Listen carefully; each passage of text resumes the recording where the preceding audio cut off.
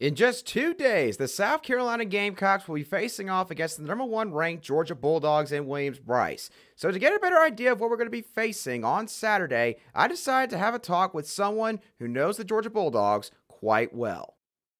Our Locked On Gamecocks, your daily podcast on the South Carolina Gamecocks, part of the Locked On Podcast Network, your team every day.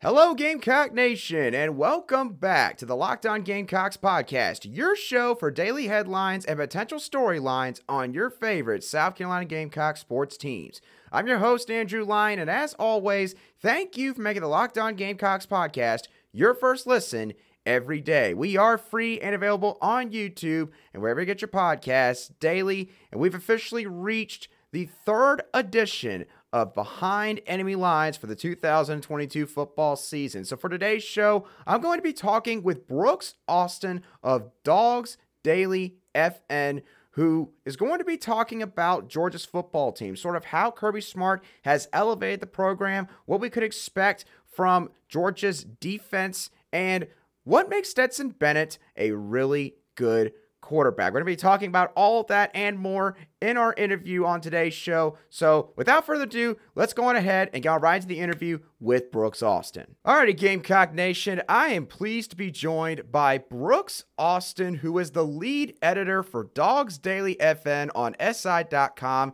and is also a recruiting analyst for SI All-American. Brooks, I really appreciate you coming on the show today to talk some Georgia Bulldogs.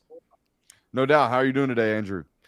I'm doing good, man. Just looking forward to this big matchup between South Carolina and Georgia that is taking place this upcoming Saturday. Obviously, a border battle, so to speak, between the Bulldogs and the Gamecocks. And to get started on the Georgia Bulldogs, I want to ask you about Kirby Smart real quick, because Kirby obviously was hired in 2016 after y'all had fired Mark Richt, despite the fact that Mark Richt had sustained a lot of success there in Athens. But since Kirby's been hired at Georgia, y'all have made it to the SEC championship game 4 times with an SEC title. You've made it to the college football playoff 2 times, including a national title win, of course, this past season. So it seems like Kirby Smart has somehow elevated Georgia's football program to even higher levels since he's gotten there. How do you think he's done that?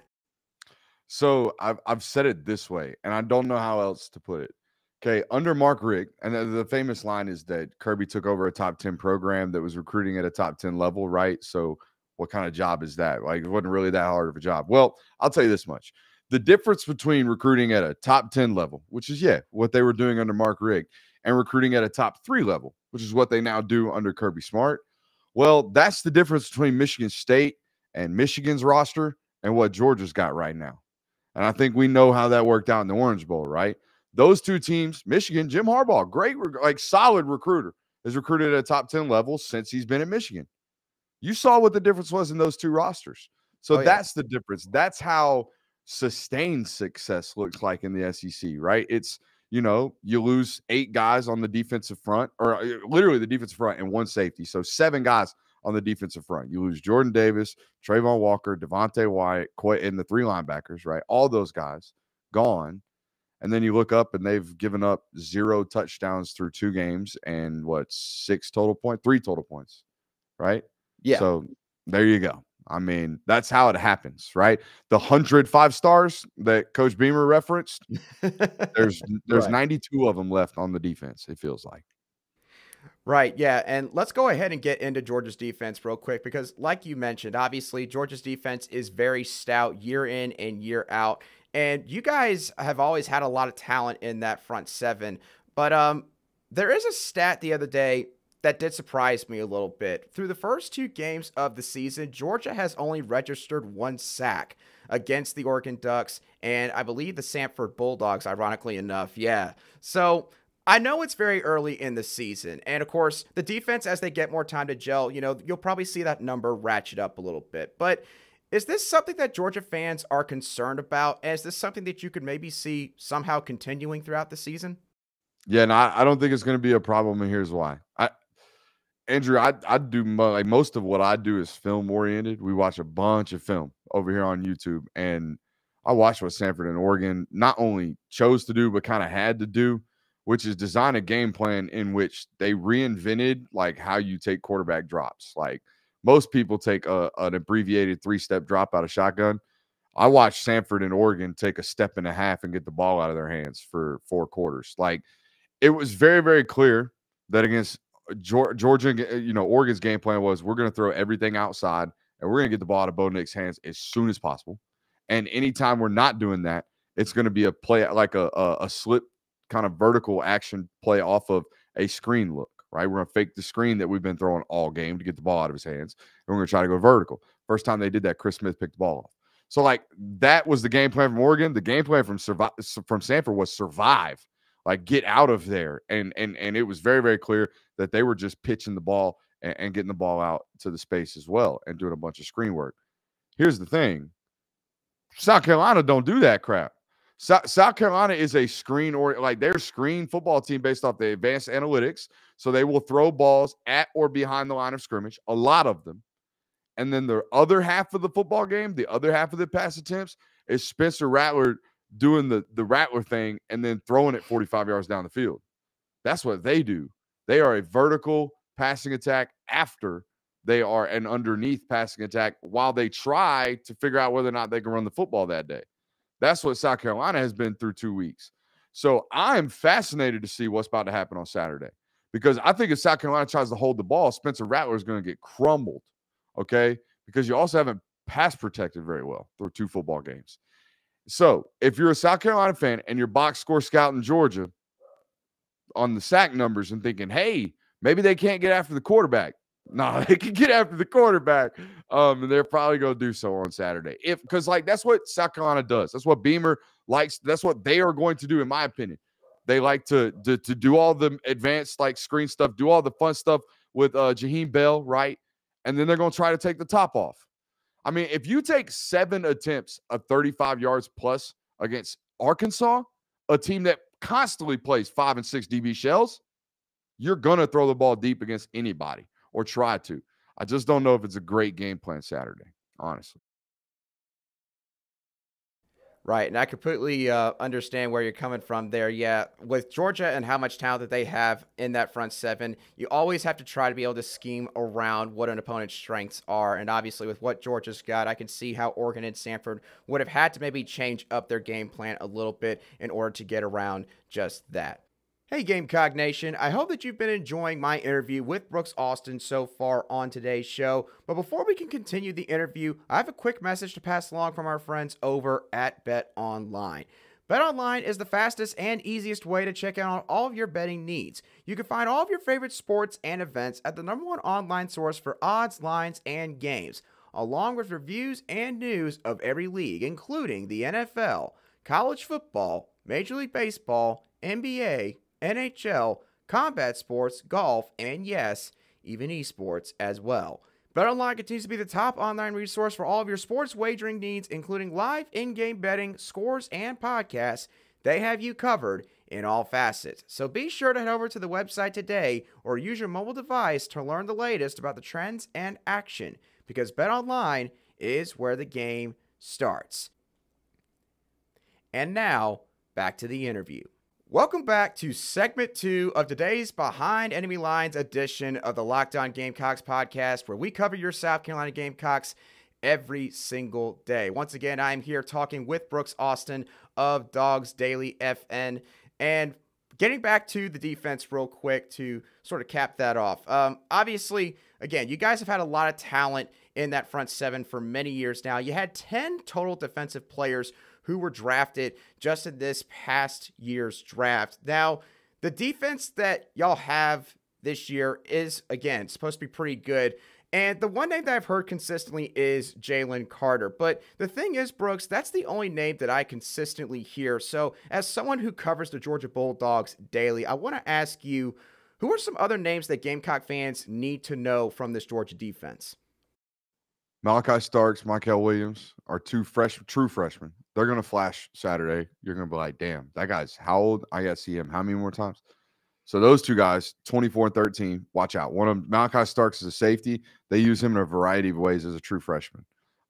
Mikhail Williams, He plays defensive end. He's basically their new Trayvon Walker. He's not obviously as good as the number 1 overall draft pick yet, but I'll tell you this much. That kid's almost as refined as Trayvon is right now. I mean, in terms of his skill set, his mental acumen of football, and what he does on the football field, being in the right place at the right time, he's got it as a true freshman.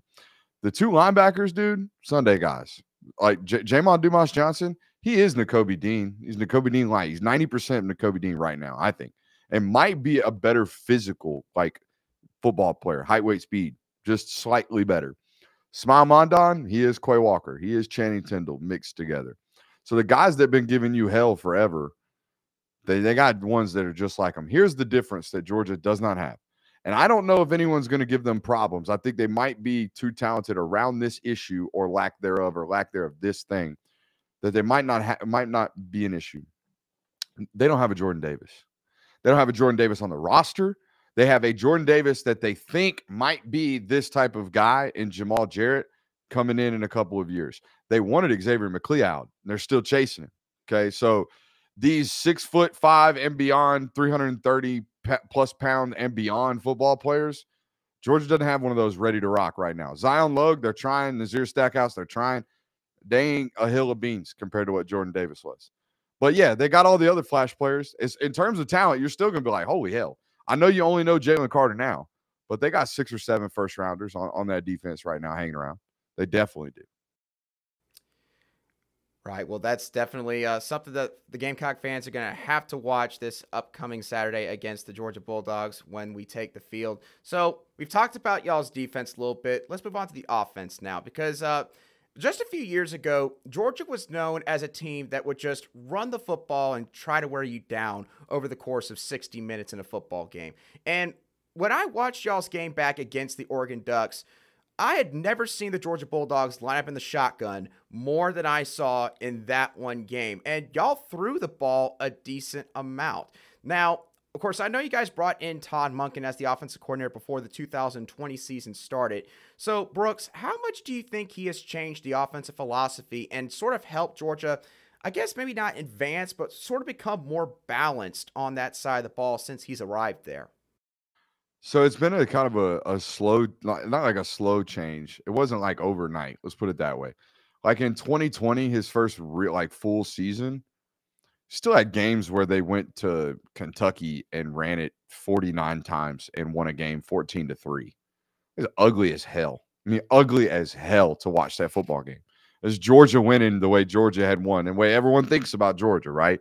Pound it, take the air out of the ball, play suffocating defense, rush for 250, get out of there with the other team just absolutely bludgeoned from a physical brooding game, right? That has popped up on the Georgia roster and the Georgia game like tallies for years. Okay, well, last year they didn't really have one of those, though I will say that they occasionally had games where they didn't look great offensively, right? Florida, I don't think they looked great offensively last year. They struggled for a good portion of that football game, right? Alabama, they did not look great offensively in the SEC championship game. They haven't had duds every once in a while offensively over the last couple of years. The difference is now in year 3, they've got the full terminology of the offense, and they have a quarterback in Stetson who can do all the things that make Monken's offense difficult to play defense against. And here's an example of this, Andrew. Georgia doesn't run 75 snaps a game like most teams that throw the ball 35, 37 times a game, right? Most teams that are doing that, they play really, really fast. They play with a lot of tempo, right? And they rush to the ball. They snap it. They're running a lot, chunk and gun, right? Fun and gun type of air raid offense. Georgia is selective with their pace. They will jump on the ball after explosives. They will jump on the ball after sudden change. They will jump on the ball occasionally.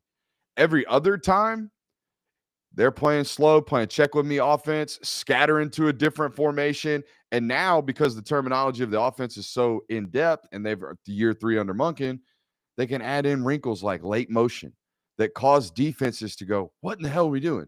The same stuff that freaks people out in the NFL that the Rams are doing and the Niners are doing, where it's like, holy hell, how'd that guy get wide open? Or why is that hole that big? Well, they're doing all of these things now at Georgia. And it's been much more of a, you ask how the philosophy has changed. I think Georgia has always wanted to be a modern offense. They know that teams are counter recruiting them at the position. They know that when Oscar Delp was getting recruited by South Carolina, guess what they were telling him? Look what we did with old big boy number 9. What's that joker's name? Jake Muse. Yeah, look what we did with Jake Muse. What you think we're gonna do with you, Oscar Delp?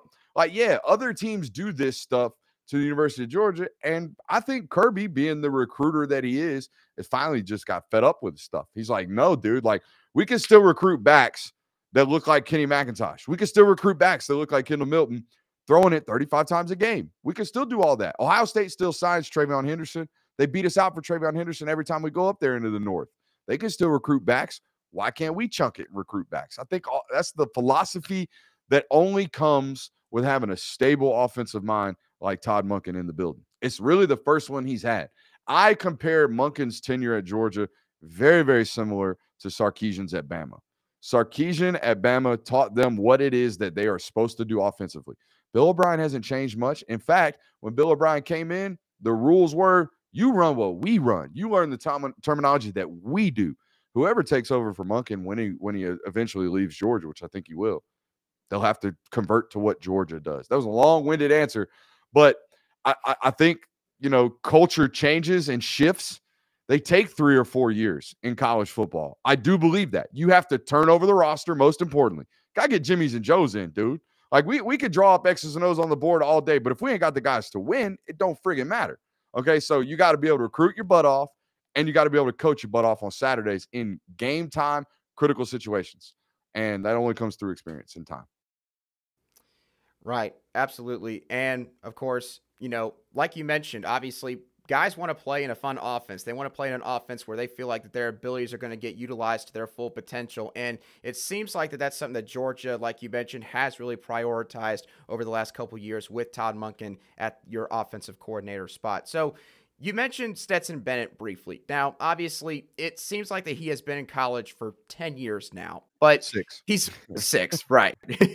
but he is right. But he is finally starting to get some of that respect that you would expect a national championship winning quarterback to get.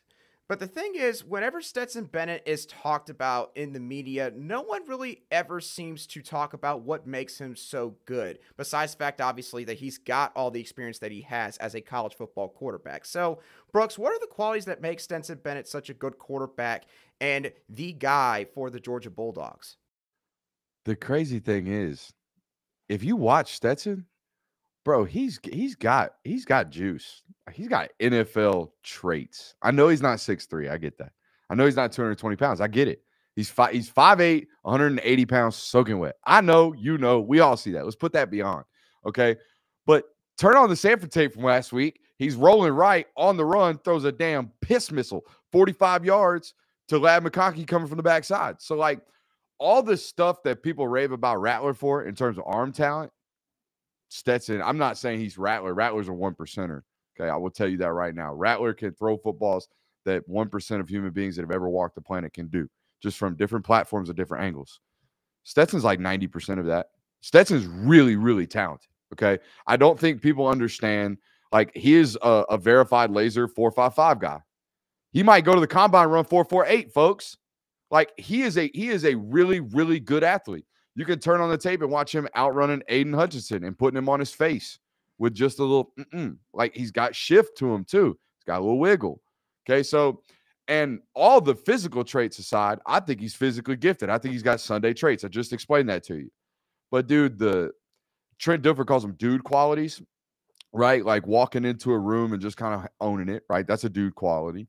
Walking into a huddle and making the other 10 guys around you feel more confident. That's a dude quality. Standing in a pocket and taking one right off the freaking chin and delivering a shot against Oregon, Justin Flo, right down the cannon, right in your face. It's dude quality. So all the dude qualities that require to be great college football players and great NFL football players, he's got those too. So I think people are realizing what it took, like a observatory eye. Like, you had to watch it. Because even last year, like, he goes to Arkansas, he throws 13 times, 9 for 13, 130 yards, and they beat the dog doo-doo out of Arkansas. Well, he threw an average of 20 times per game last year. Yeah, game managed the hell out of every football game because they were beating the hell out of every team. This year, I think they might try to beat the hell out of everybody with him throwing it 30 times. That's what we learned through 2 weeks. So that I think his ability is great. He's grown as a football player. Don't get me wrong. But he's been the same dude. He's been the same freaky arm talent guy since he was 17 years old. That's how he got the name Mailman. It was the hat, right? He was wearing the Mailman hat, but it was him going out in camp and people saying, who is this 5'7" curly-headed kid from Southeast Georgia that's out here just dotting folks up? Who is this guy? Well, it's Stetson Bennett. And he would have the Bryce Young hype. But I think the Baker Mayfields, the Kyler Murrays, all these guys, they were in the class with Stetson Bennett. Baker Mayfield's underrated because he was small. Kyler Murray's the greatest statistical player in the history of Texas. That's why he was a 5-star. But people doubted him too. Now those guys go number 1 overall. Bryce Young is not ranked 5 stars. Spencer Rattler is not getting ranked 5 stars. Too talented with his arm. If Stetson Bennett were created today here in the state of Georgia, he'd had Power 5 offers. It might not have been Georgia, but he definitely wouldn't have had to go to Jones Community College or walk on at UGA to start with. Right. And it's crazy, Brooks, because, Georgia has had a bunch of 5-stars come in before Stetson Bennett took that job. And yet it was right. Exactly. And after. And it was a walk-on who went to JUCO, I believe his second year, and then came back to Georgia. And that was the guy who helped lead y'all to a national championship win this past year. All right, Brooks, I got one more question for you before we head on for today. I really appreciate your time once again. I know that a lot of people are calling for this game to get ugly between South Carolina and Georgia. And I will admit myself, I know that it's going to be a tall task at the end of the day for South Carolina to have any real shot in this. But is there a formula to beat the Georgia Bulldogs? Is there something that, if potentially exploited in the middle of the game within the game, that could get the Bulldogs in some trouble? 100%. But you don't even really have to pressure him. You got to make him play skittish. You got to make Stetson Bennett play skittish. You got to make him try to do too much. You got to make him try to do hero ball. The play that made SportsCenter top 10 against Oregon, you got to have 8 of those. You got to have 8 plays where Stetson Bennett is running around like a chicken with his head cut off trying to make something happen. Because a lot of the times he does something he ain't supposed to do, right? A lot of the times he does stuff that makes Kirby Smart want to freaking pull his hair out, okay? A lot of the times he makes good plays too, okay? But you got to make him feel like he's got to play hero ball. And the only way you're going to do that is make him feel like he's got to score, which means you got to score with him. If Georgia can walk out and just open the script the first 3 drives and they're up 21-7, that's it. That is it. They're pulling the ripcord. They're taking the air out of the ball because they can lean on you. I know that about South Carolina's defensive front. Georgia can line up tomorrow, or Saturday rather, and run it 40 times down your throat for an average of 4.5 yards a clip. If they want to do it, they can. So you got to make them feel like that's not a winnable strategy, right? We can't take the air out of the ball and win because we have to score. And that means you got to score offensively. And I'll tell you what, I was surprised at the amount of times, despite the fact that is the antithesis of what they do defensively, South Carolina got behind Arkansas defensive backs. Guys, they run 6 DBs all game. They run a 3-2-6. They play a boatload of zone, okay, that is designed to keep everybody in front. And here goes Josh Vann. Okay, now they didn't complete a bunch of them. Don't get me wrong. South Carolina was, I think, 1 for 7 on Saturday on throws of plus 34 yards. Missed 3 touchdowns from Marion Brown. Yeah. Yeah. Okay. Plus the 2 good ones. Okay. Right. So we'll see. Long story short, the recipe for success to beating Georgia this year is win the turnover battle, and the only way you're going to do that is to force Stetson Bennett into doing. Why'd you do that, bro? Why'd you throw that ball? Why are you trying to do that? You are not Michael Vick, combined with Andrew Luck. You're Stetson Bennett. Why are you doing that? If you can do that 7 times and force 3 turnovers out of it, got yourself a ball game. You absolutely got yourself a ball game. Right. And the ironic part, Brooks, is honestly, you say that about Stetson Bennett. The same could be said so far with Spencer Rattler. Of course, he's still trying to, I think, get used to this pro-style offense. But if you can rattle, so to speak, either guy in the pocket, then, you can cause those guys to make mistakes. And no matter who you are playing up against, it can always definitely make a ball game more interesting. It's quarterback 101, right? You say, hey, get pressure on them, they'll freak out. But these 2 guys in particular, I mean, you make Spencer Rattler get out of the pocket, he gonna do something he ain't supposed to be doing. Okay, Right. and because he's been told his whole life he can make every throw. By God, on air he can. But there's other dudes running around the field, so don't do that. Stetson Bennett too. His whole life he's been told, "Hey, you're 5'8", you got to go make something magic happen," and he tries to make magic happen too many times every once in a while. So yeah, I think it's a great point how both of these guys are very, very similar in the sense that what makes them special are the same things that are kind of their kryptonite if they get unhinged or start playing on the fringe of control. Absolutely right. Brooks, I can't thank you enough for coming on to today's show. Let the people know what you got going on Dogs Daily if Gamecock fans want to see sort of what y'all are thinking from Georgia's perspective. So I will tell you this much. It's the best time to follow me as an opposing fan. I know this is crazy. You would think, why would I follow a Georgia beat reporter? Well, here's the deal. After Saturday, we're going to spend the next week watching nothing but Saturday's tape. So it'll be all South Carolina stuff. So if you want to see what went right, what went wrong, hit me up on Twitter. We'll probably be tweeting about it, okay?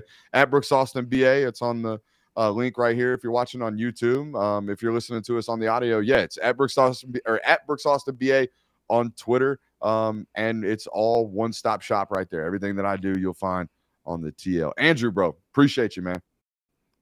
Thank you once again, Brooks. Once again, I can't thank Brooks Austin enough for joining me on today's show to talk about the Georgia Bulldogs and their upcoming matchup with the South Carolina Gamecocks. So I hope that you all got some more insight into what the Bulldogs are going to be bringing to the field on Saturday. What are your thoughts on what he had to say? How do you feel about Georgia's offense? What do you think about some of the players that Brooks mentioned in their linebacker core? And also, what is something that you think could be exploited on Georgia's team that maybe Brooks did not mention in our interview today? I want to hear all of y'all's thoughts, as always, down below in the comments section if you're watching today's show on YouTube. And of course, if you're listening to today's show on an audio podcast app, wherever you get your podcast daily, you can also feel free to shoot me a message at @lion_SC on Twitter, and I'll be sure to respond to any replies or comments that you have for me as quickly as I see them. And also, if you've enjoyed the Locked On Gamecocks podcast and you want to get more news on the entire SEC conference, go check out Chris Gordy of the Locked On SEC podcast,